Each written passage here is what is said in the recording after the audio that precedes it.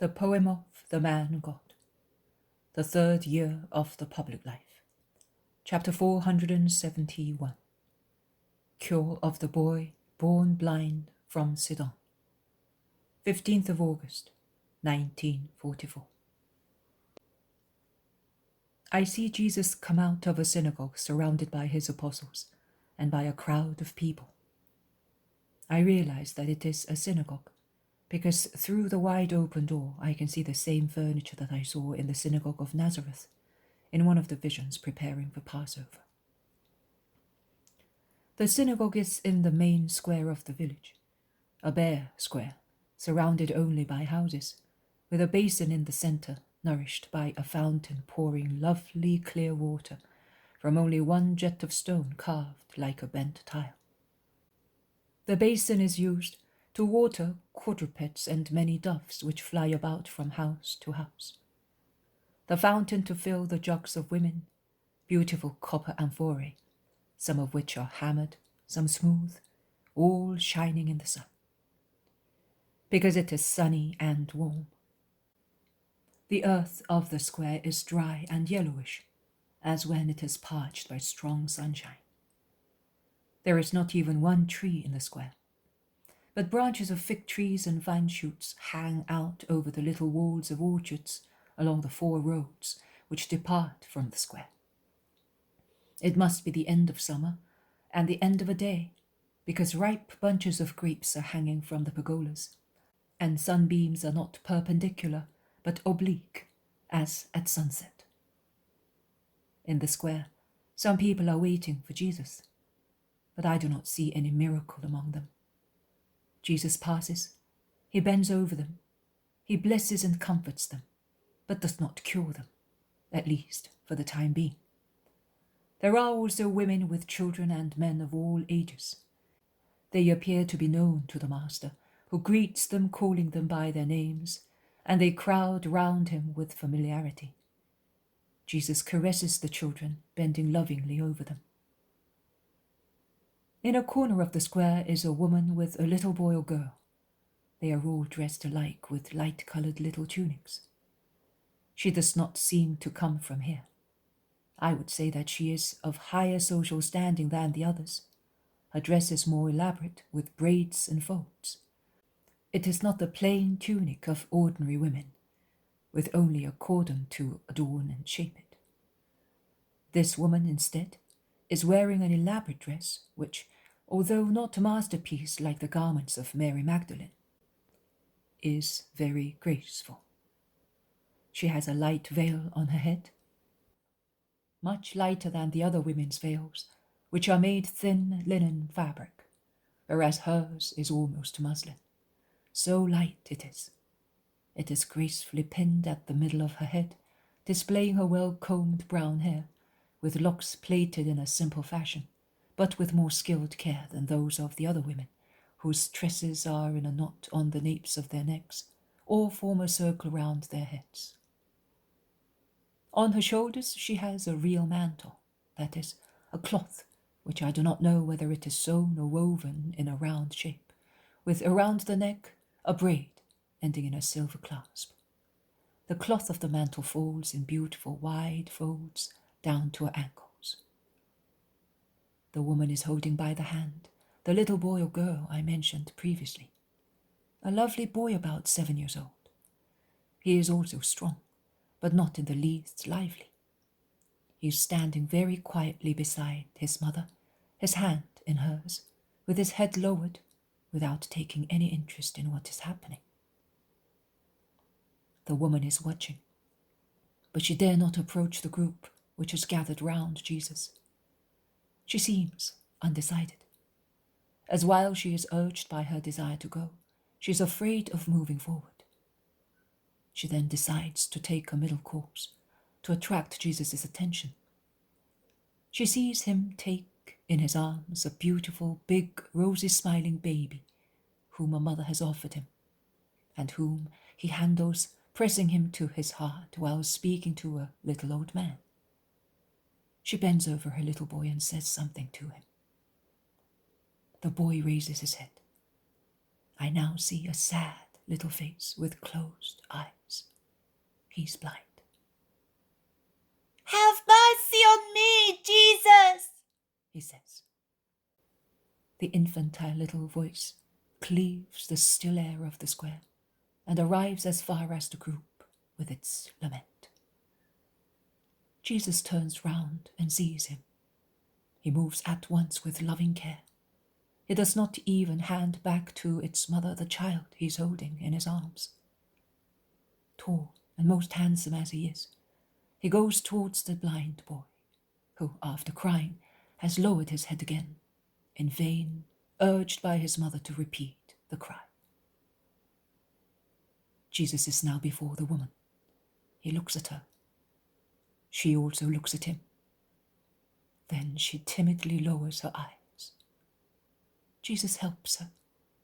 He has handed the child he had in his arms to the woman who gave it to him.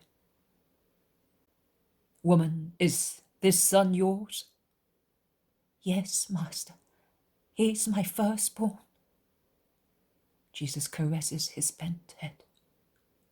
Jesus does not seem to have noticed the blindness of the little one, but I think that he does so deliberately to let the mother make her request. So the Most High has blessed your house with numerous children, and giving you first the son sacred to the Lord. I have only one son, this one and 3 girls, and I will not have any more. She sobs. Why are you weeping, woman? Because my son is blind, Master. And would you like him to be able to see? Can you believe? I do believe, Master. I was told that you have opened eyes which were closed. But my boy was born with dried eyes. Look at him, Jesus. There is nothing under his eyelids.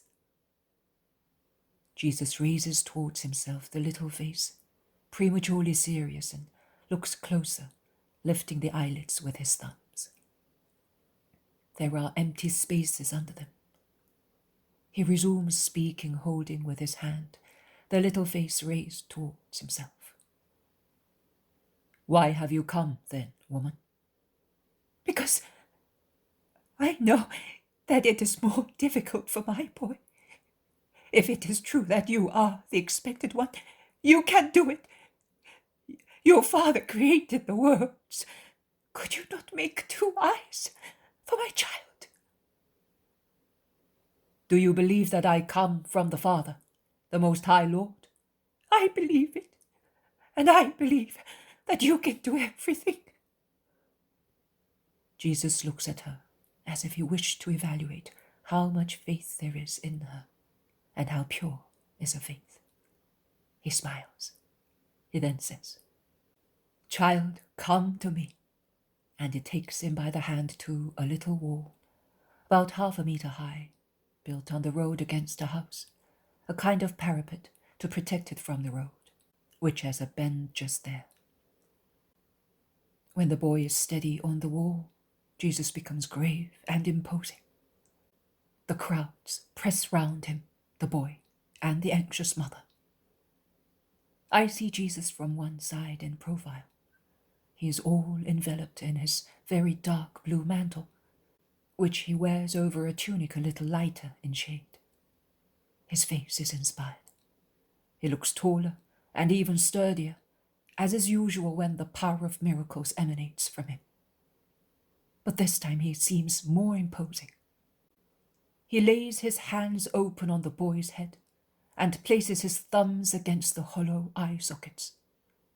He raises his head, praying fervently, but without moving his lips. He is certainly conversing with his father. He then says, See, I want it, and praise the Lord. And to the woman, Let your faith be rewarded. Here is your son who will be your honor and your peace. Show him to your husband. He will love you once again, and your house will be blessed with further happy days. The woman who has uttered a shrill cry of joy, when the divine thumbs be removed from the empty eye sockets. 2 deep, blue, wonderful eyes, like those of the Master. Look at her, full of wonder and happiness, under the fringe of dark hair. Cries once again, and although she still presses her son against her heart, she kneels at Jesus' feet, saying, "Are you aware also of that? You really are the Son of God." And she kisses his mantle and sandals, and then stands up, transfigured with joy, and says, "Listen, everybody! I have come from the distant land of Sidon. I came because another mother spoke to me of the Rabbi of Nazareth. My husband, a Jewish merchant, has stores in that town to trade with Rome. He is rich and faithful to the law, but he has no longer loved me since I, after giving him an unhappy boy, gave birth to 3 girls, and then I became barren. He left the house, and although I had not been repudiated, I was living in the same situation as if I had been divorced. And I was already aware that he wanted to get rid of me, to have from another woman an heir capable of carrying on his trade and enjoying his wealth. Before coming here, I went to my husband. I said to him, 'Wait, sir, wait until I come back. If I come back and my son is still blind, you may repudiate me. Otherwise, do not break my heart, and do not deny your children a father.' And he swore to me, 'By the glory of the Lord, woman, I swear to you that if you bring back my son cured, I do not know how you will be able to do that, as your womb was not able to give him eyes. I will come back to you as in the days of our first love.' The master did not know of my grief as a wife, and yet he comforted me also in that respect. Glory be to God and to you, Master and King." The woman is on her knees once again, and is weeping for joy. "Go, tell Daniel your husband that he who created the worlds has given 2 bright stars as eyes to the little one sacred to the Lord. Because God is faithful to his promises, and has sworn that he who believes in him will see all kinds of wonders. Let him now be faithful to his oath, and let him not commit the sin of adultery. Tell Daniel that. Go, be happy. I bless you and this child, and with you I bless all those who are dear to you." The crowd is a chorus of praises and congratulations, and Jesus goes into a nearby house to rest.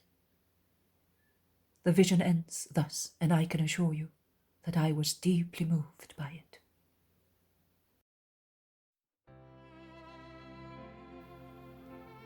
Jesus says, God always surpasses the requests of his children when they have faith in him, and gives them even more. Believe it, and let everybody believe it.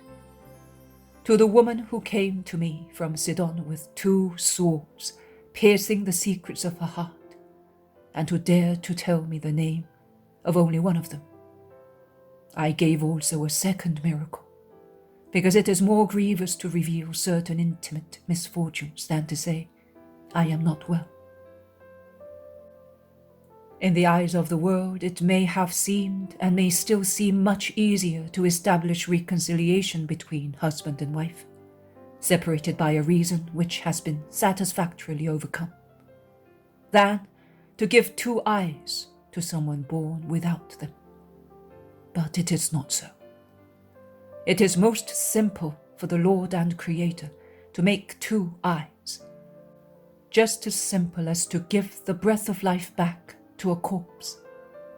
The master of life and of death, the master of everything there is in creation, does certainly not lack the breath of life to be instilled into dead bodies or 2 drops of humor for a dried eye.